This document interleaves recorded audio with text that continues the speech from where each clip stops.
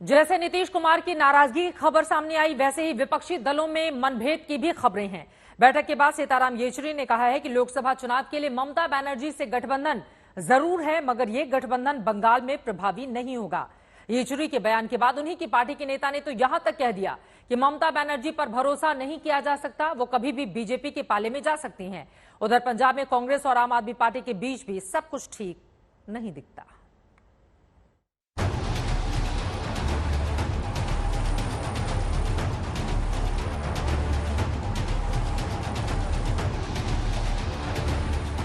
बेंगलुरु में इंडिया नाम का उद्घोष करके विपक्ष ने ये बता दिया कि वो एक है, मगर बैठक के तुरंत बाद ही विपक्ष के अंदर खाने ही सवाल खड़े होने लगे।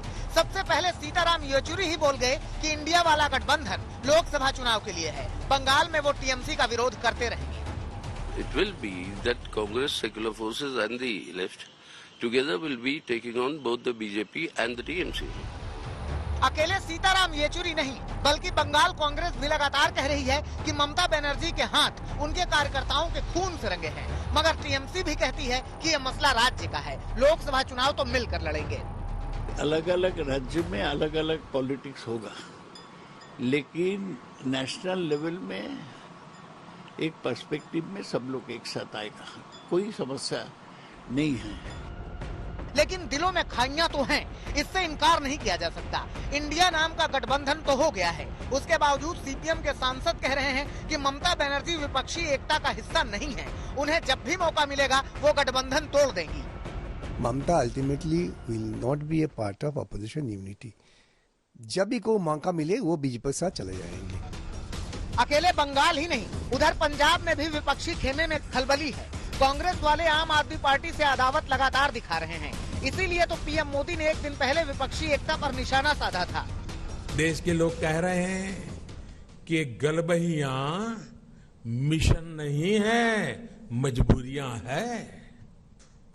इनकी सच्चाई आपको दूसरे राज्यों में भी दिखाई देगी, इसलिए इनकी नुरा कुश्ती हो या मजबूरी की दोस्ती, इसकी हकीकत 140 करोड़ देशवासियों के सामने आ चुकी है। साथियों, अपने राजनीतिक स्वार्थ के लिए ये लोग पास तो आ सकते हैं, लेकिन साथ नहीं आ सकते। पीएम मोदी के इस हमले से वाम दल बिफर पड़े। अतुल अंजान तो गुस्से में पीएम मोदी को इलाज तक कराने की नसीहत दे रहे हैं। पहले लोग कहते थे कि विपक्षी दल एक साथ नहीं आ सकते। प्रधानमंत्री जी ने पिछले 4 महीने से विपक्षियों के खिलाफ अभियान चला रखा है, उनका दिमाग खराब हो गया है, वो डिप्रेशन में चले गए हैं। जिस तरह का कल उन्होंने भाषण किया है, वो एक डिप्रेस प्राइम मिनिस्टर का भाषण है। प्रधानमंत्री को तत्काल एम्स में भर्ती होकर के अपने को सुनिश्चित करना चाहिए कि वो जब बोले वो संतुलित बोले। यहाँ तक तो ठीक है, मगर आपसी मनभेद का एक उदाहरण इससे भी समझ लीजिए कि टीएमसी ने कहा है कि अगर कांग्रेस की ओर से पीएम उम्मीदवार नहीं आया तो विपक्ष की पीएम उम्मीदवार ममता बनर्जी होंगी। আমরা চাইবই তো আমাদের নেত্রী, আমাদের সিএম একজন বাঙালি যে হয়নি কখনো, তো আমরা তো চাইবো সেটা। মানে পরের স্টেপ অন্য কথা, কিন্তু চাওয়ার জায়গায় স্বপ্ন দেখাতে অসুবিধা নেই। मगर बंगाल बीजेपी कह रही है कि 26 दलों का गठबंधन है और पीएम पद के चेहरे भी इसमें 26 ही हैं। एकदम ठीक है, जितना पार्टी उतना प्राइम मिनिस्टर चेहरा है, लेकिन मोदी के सामने आने के लिए कोई तैयार नहीं है, तो फिर यही तो होगा ना, ड्रामा होगा। 26 दल है तो 26 प्राइम मिनिस्टर है, तो तय कर ले कैसे चलाएंगे 5 साल। देश की जनता देख रही है, मोदी राज और यहाँ जंगल राज।